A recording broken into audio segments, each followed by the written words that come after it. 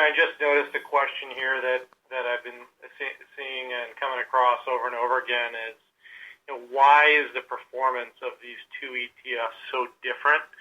And I noted that this morning when I checked the year-to-date performance of Bioshares. As of this morning, for example, the BBC year-to-date was down 29%, whereas the BBP year-to-date is up 13%. So pretty huge delta between those two, either down 30 or up 13. And this is really interesting and really relates back to why we separated the universe into clinical trial companies and product stage companies. And I should note that, maybe Paul already mentioned this, but both of these indexes are equal weighted. So we don't market cap weight, we equal weight.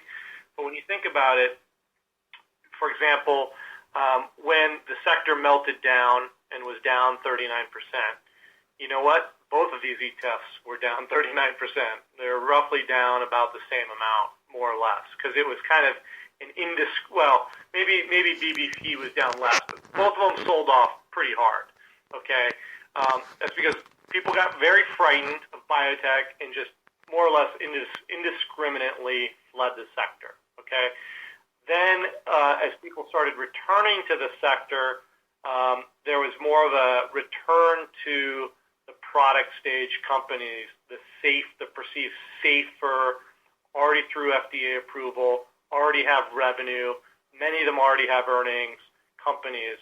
And so the BBP really recovered at a much faster rate and is actually now up 13%. And as a reminder, the BBP has 34 biotech stocks in it, and the average revenue growth is around 18 to 20% for those 34 companies. Yeah, and this is Paul. I'd like to add, it's not just that these stocks have traded up. We've had 5 companies acquired out of BBP. So, 5 out of nearly 40 at the beginning of the year.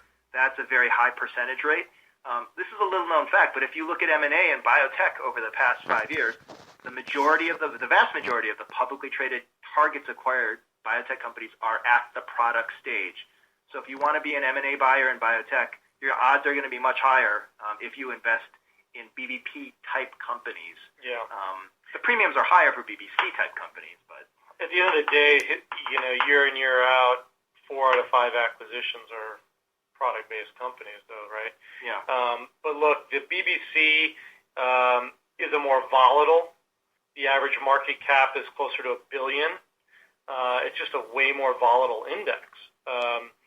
The BBP is much more stable for people who are starting to come back into the sector after a big sell-off. That's where their money gravitated to. No, but it's a good question, and I think another analogy is you look at the S&P versus the Russell 2000. You often see people buy the safe names, larger cap names, before they wait back out the risk curve. BBC is out on the risk curve, so we think that's going to be the second leg up. Yeah.